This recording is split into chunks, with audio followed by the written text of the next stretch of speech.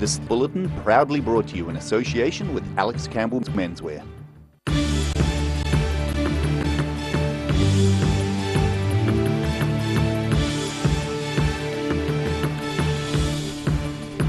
Tonight on the South Today, Dunedin's Fortune Theatre has closed with the loss of 8 full-time and 4 part-time jobs. A series of public meetings are being held throughout Southland to ensure communities are prepared for the worst. And burnt offerings after a potato chip storage facility catches fire in Dunedin.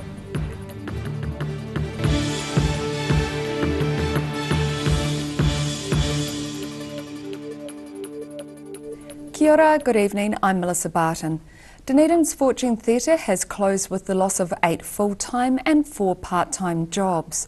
An email was sent to media from the Fortune Theatre's board chairperson, Hayley Van Leeuwen, this morning, shortly after staff were told. The final curtain has come down on Dunedin's Fortune Theatre after more than 4 decades. The Fortune Theatre Trust announced the closure today after trustees agreed it cannot continue to run under its current business model and premises. Fortune Board of Trustees Chair Hayley Van Leeuwen says the board has been through an exhaustive process of reviews and has decided it has to close the theatre company because it's no longer financially viable. We've just come to a point where we're no longer financially viable, and that's made our decision. Whilst it's very hard, we've had to look at it from a business sense, and we just don't have the finances available to continue. Theatre employees were informed at 9 a.m. this morning that the theatre company will cease operations as of today, and no further shows will be performed at the venue. She says the board has to go through the contracts for up-and-coming shows, but both Van Leeuwen and fellow trustee Tom Conroy agree the staff must come first. So now it's a process of going through the contracts and understanding the dollars and cents behind those, and then we'll have a full picture in the coming weeks. Top priority is looking after the staff. Yeah, that's our number one first, and then we'll look at the other issues after that. The historic venue is leased from the Dunedin City Council, who Van Leeuwen says have been very helpful during this process. And although the Fortune Theatre is dead as it stands, she believes the DCC can be instrumental in the future of live theatre in Dunedin. As to the future for professional theatre in Dunedin, we're very confident that the council have got some good strategies in place, and we know that there is an awful lot of support from major funders around the country and also individual arts organisations to create something really fresh and contemporary. Dunedin's Fortune Theatre has been operating as a professional theatre for 44 years, and until today had 8 full-time and 4 part-time staff. Daryl Baser, The South Today. 3 LPG bottles stuck in a rapid in the water of Leith resulted in fire crews armed with a large pole being called to the University of Otago yesterday afternoon. Fire and Emergency New Zealand shift manager Ian Littlejohn says crews were called out just before 2 p.m. to deal with the bottles trapped by the current in the river near the Clock Tower building. Witnesses reported fire and emergency staff were eventually able to work the 9-kilogram bottles loose. The bottles bobbed about 200 metres downstream before being recovered by a firefighter. Emergency Management Southland hosted its first Invercargill-based meeting last night to encourage civil defence preparedness in the city. A series of public meetings are being held throughout Southland to ensure communities are prepared for the worst. Sharon Rees reports. Emergency Management Southland held the first of 4 meetings for Invercargill City yesterday to ensure Southlanders are prepared for the worst case scenario of any emergency. Emergency Management Southland manager Angus Mackay said there has been a spike in civil defence emergencies and that people should be aware and prepared. We're seeing all the time that the weather is the worst it's ever been, or the most rain, or the strongest winds, and it just seems to be that things are changing, the weather's changing, the number of emergencies is changing. He said the meetings give a good idea of how prepared each Southland community is and also enables them to put plans onto paper. We start identifying some local buildings, local facilities where people might naturally congregate in an emergency. and we do some work with that local group about how you might run a response in those facilities. So really, if you come to the first couple of meetings, you give us your email address, we'll start consulting with you about what's going in the plan, and you'll be fully aware of what's happening in your local community. Plans for the next meeting are underway, and in the meantime, there are a few things families can do to prepare.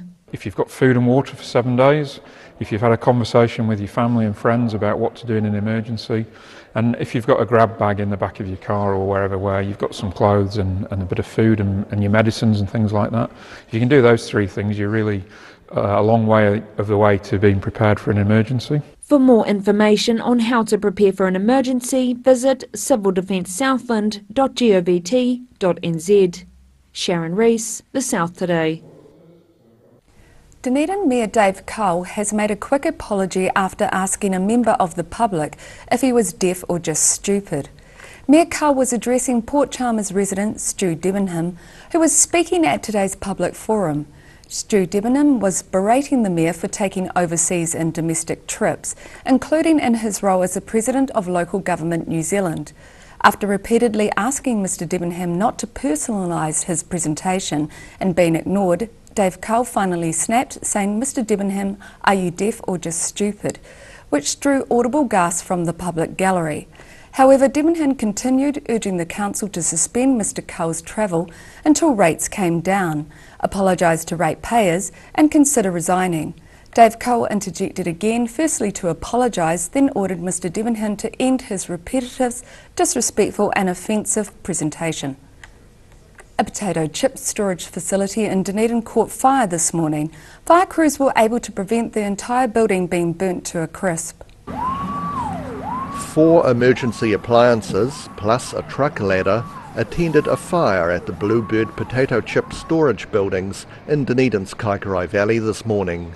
The blaze was initially attended just before 8 a.m, with additional trucks arriving some 10 minutes later. Firefighters said that while the blaze was small, thick pungent smoke was creating problems for the crews. Upon being asked what flavour of potato chips were ablaze, a senior fire officer replied, "Well, it's barbecue now." The fire was quickly brought under control and thought to have resulted from an electrical fault. Rudy Adrian, The South Today. Still to come on The South Today, New Zealand website Event Finder shuts down the promotion of a white supremacist rally in Dunedin, but only after numerous public complaints. And we look at how the lack of affordable housing in Queenstown is causing an exceptional demand for skilled construction workers.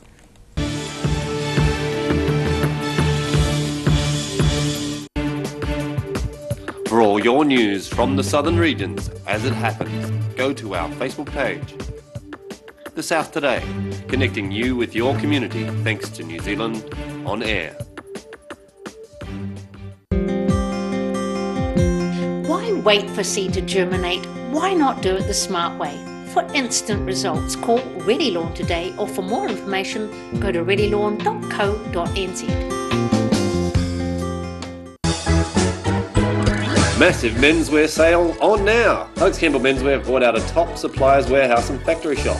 Nothing but bargains for you. Hurry in, South Dunedin store only. Alex Campbell Menswear, it fits.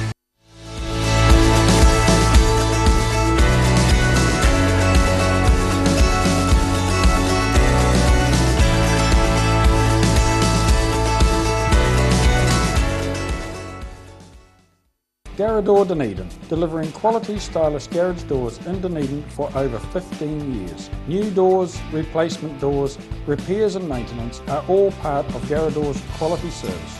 Garrador Dunedin offers a full range of modern quality doors to suit any home.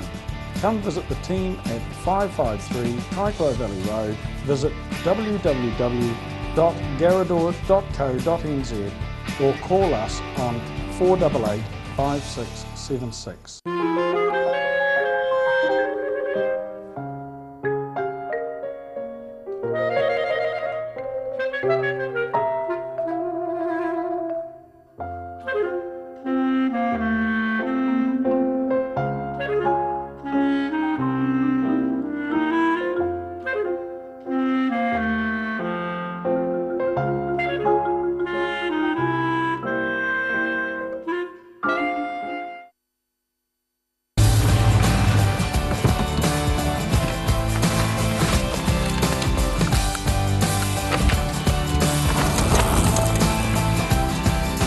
helping New Zealanders to do more. Talk to MTF today. At the Hard to Find Bookshop, we sell quality books on all subjects, from the rare to the recent, and where viable, we will come to you. We have a great reputation for integrity and honesty, so if you're downsizing or sorting an estate and have books to sell, contact us. At Action Engineering, the team make their mark as innovators in engineering because they don't just make things, they provide solutions. Call now on 477 1643 or go online to see the services they provide.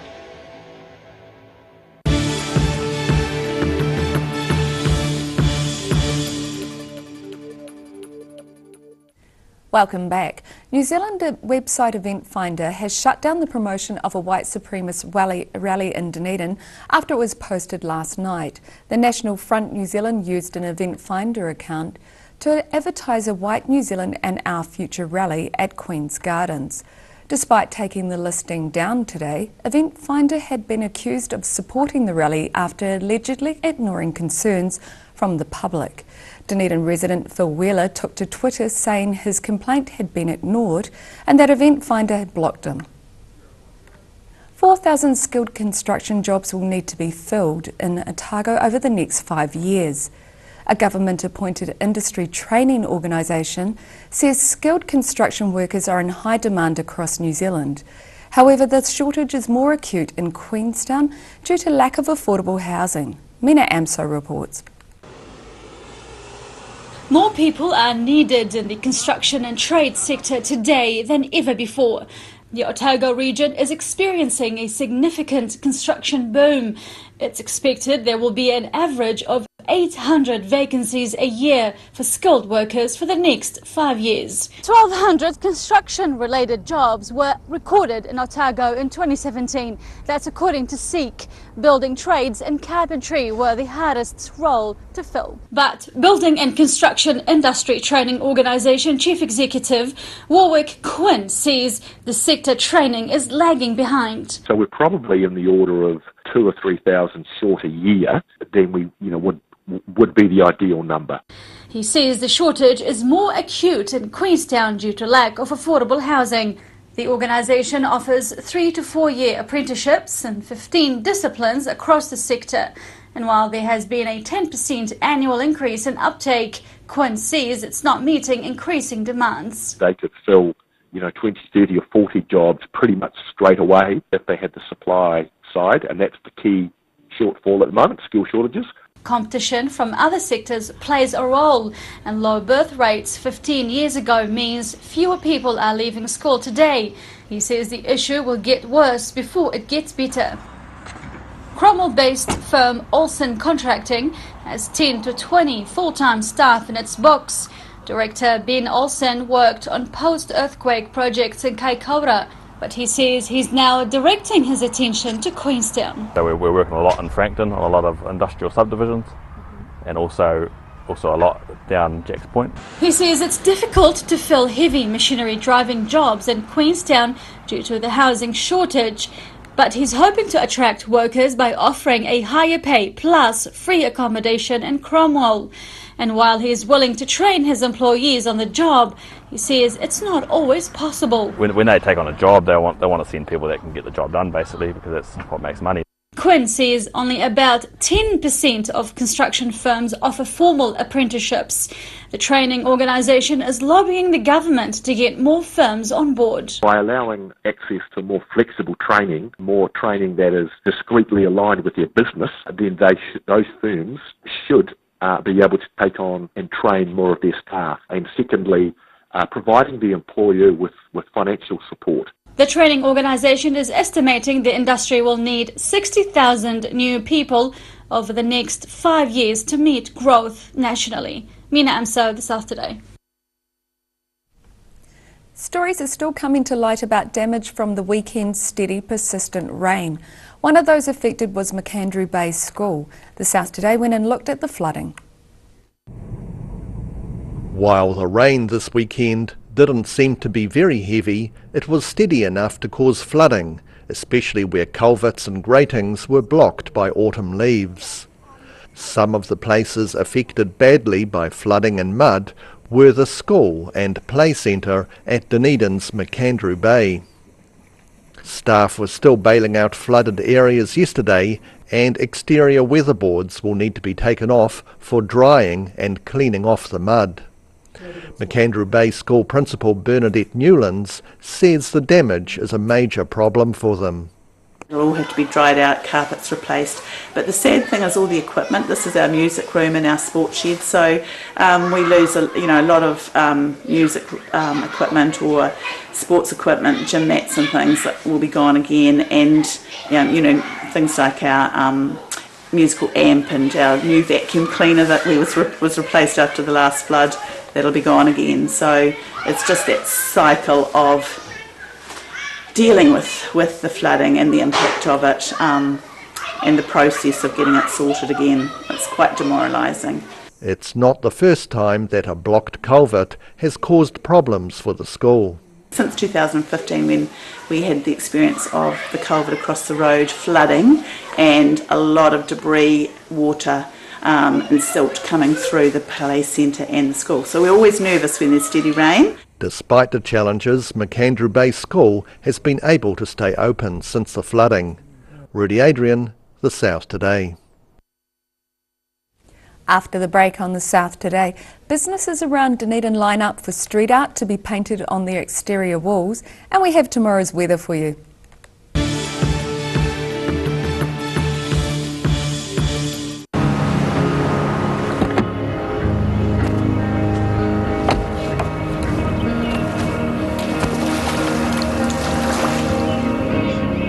Helping New Zealanders to do more. Talk to MTF today. Oh, I'm not happy with this product demonstration, Ralphie. Oh, relax. It's all about balance. The balance between softness and strength. And my balance is perfect. So we won't fall? Of course not. Hi, Ralphie. Oh, hey, whoa. You fell for it. Yep, I fell for it. Cotton Softs. Softness and strength you can trust. I'm Cotton Soft on the environment too.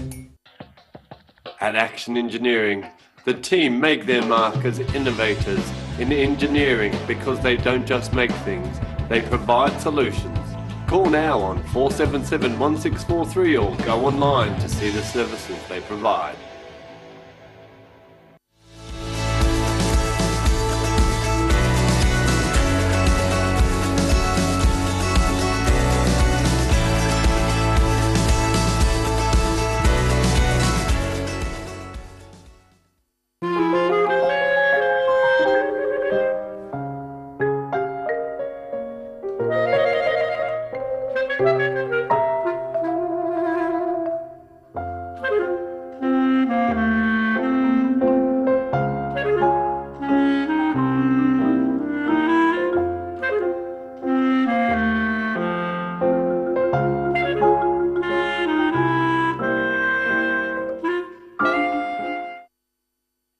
At the Hard to Find Bookshop, we sell quality books on all subjects from the rare to the recent, and where viable, we will come to you. We have a great reputation for integrity and honesty, so if you're downsizing or sorting an estate and have books to sell, contact us.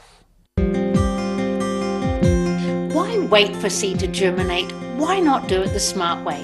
For instant results, call Ready Lawn today, or for more information, go to readylawn.co.nz.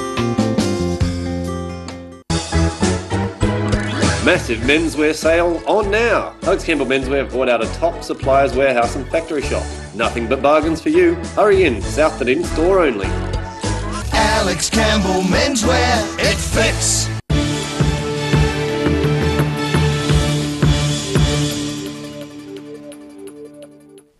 Thanks for staying with us. Businesses all around Dunedin are commissioning street art to be painted on their exterior walls. One of the latest additions of colour to the city is the exterior of Wood Solutions in Orari Street. The South Today went for a look. The staff of Wood Solutions in Dunedin's Orari Street are very happy with the way artist Diao Owen has transformed an exterior wall of their building. Owen is happy to have been commissioned to paint the mural. Found out about Wood Solutions and kind of their background and knew they were a strong Otago-based company. My roots are, my family is from Otago Peninsula, you know, that was kind of the creation of our family, so it's kind of good to be in Otago and representing the colours and putting a bit of splash on the street, you know. The native bird, the tui, is somewhat of an icon in Owen's art at the moment. Tui is something I've been painting for about 4 years now, but really prolifically studying over the last 6 months or so, and it's pretty much my main subject matter right now is the tui. I mean, I've got them at home chirping away every day, so I see them from a studio and hear them from a studio, so it's kind of inspirational to paint them, and I think they're a very iconic New Zealand bird. He is dividing his time between Southland and California and is developing his art as smaller, more easily saleable canvases. In this last year, I've been really like refining my art more into like the fine art, kind of canvas panels and stuff, and like just kind of bringing it right back to the, you know, doing the big stuff, but kind of refining it back into a smaller scale and yeah, sellable. Wood Solutions found their artist by contacting the Dunedin Street Art Trust. Rudy Adrian, The South Today. And now recapping tonight's top stories on The South Today. Dunedin's Fortune Theatre has suddenly shut its doors today after 44 years with the loss of 8 full-time and 4 part-time jobs. Emergency Management Southland hosted its first Invercargill-based meeting last night to encourage civil defence preparedness in the city. And a potato chip storage facility in Dunedin caught fire this morning, and fire crews were pleased the entire building wasn't burnt to a crisp. And now look at what's happening in tomorrow's ODT. Welcome, Craig Page. What have you got for us? Good evening. Yeah, obviously we're having a pretty close look at the shock announcement of the Fortune Theatre today. No longer financially viable, and they decided to immediately vacate its premises. They've kind of exhausted all their funding options, they tell us, and while the shows have been supported, they've been selling plenty of seats. It's just not enough money really to keep everything operating. So a bit of a shock all round and really disappointing. I'm personally gutted. I went to see Anne Elliot and it was such a fantastic show. And there's, like I was looking at some of the other ones, it's just such a huge loss for the city. Oh, it is. It's such a strong community in our city as well, the arts, and they need to be supported. We've got plenty of reaction to it, including that the Fortune's made a submission in the long-term plan to maybe using Sammy's as a collaborative art space down the track and maybe a possible model for the future. I mean, there's been lots of support from throughout the country. Grant Minister from the Labor Party as well, and government has said he wants to sit down and try and come up with a plan for it, maybe under some new model, but certainly try and keep things operating. He's a strong supporter of the arts as well, so fingers crossed that something can happen. Yeah, let's hope the phoenix comes up again. Yeah, exactly. On our fresh pages, we've got a taste of autumn with Riverstone chef Bevan Smith, venison chili with flatbread. It sounds quite interesting. Bevan's final column for us as well. He's been writing for several years for us, but has decided to step aside and focus on his restaurant really, so it'll be worth catching up with his final column. And there's also an interesting piece on British research on how to lessen the chances of food poisoning in the kitchen. There's a report out just a couple of weeks ago talking about chicken really and how dangerous it is in the kitchen, the way it's cooked and isn't cooked, I guess, more importantly. Interesting, in this article it talks about 600 million people a year throughout the world suffer from food poisoning, so yeah, it's well worth a look and hopefully improve those methods in the kitchen. And that's probably only the ones that are reported too. Well, exactly. There's probably plenty out there that just have an off stomach and don't feel great, and think they probably had too much to drink the night before maybe. Yeah, it could have been that chicken. Could have been the chicken. And we're having a look at the sport. We catch up with the Highlanders in South Africa as they look to go 2 from 2 over there. And locally, a bit of a nervous time for sporting folk this week with grounds saturated with all the rain we've had. Most of the secondary sports due to get underway this week, rugby and football as well, so ground's pretty waterlogged, so we're not quite sure where we're going to go with that. We've talked to the DCC, those who are tasked with keeping the grounds up to running, and they're hopeful they're going to bounce back pretty quickly. We had a reasonable autumn weather-wise, and they were able to get all the preparation they needed, so once the rain finally stops, and it hasn't this evening, things will improve hopefully. Wow, that's a perfect time. Thank you for that. It's a perfect time to bring us to tomorrow's weather and see what is going to be happening with the grounds over the weekend. And so let's Tonight's weather proudly brought to you by Molnap. Today's southern view is of autumn leaves near the railway station. Looking at the situation, there are some fine days ahead with the cool airflow dying out and an anticyclone bringing mostly clear skies and lighter winds towards the end of the week. And looking at what's in store for the southern towns, Balclutha, Catlins, Gore and Lumsden can all look forward to light winds, clear skies and a high of 13.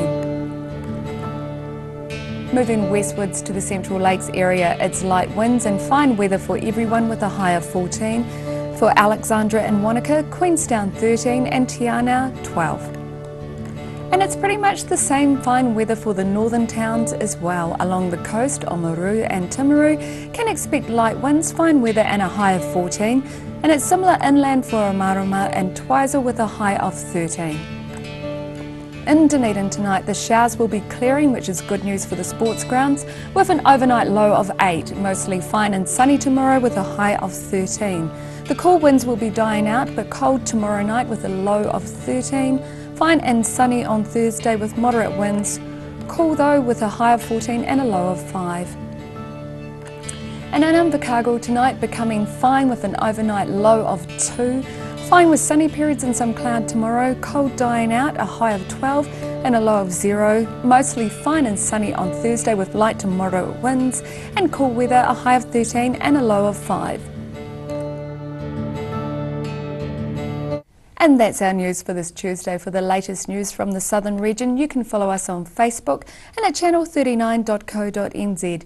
Take care, ka kite anō.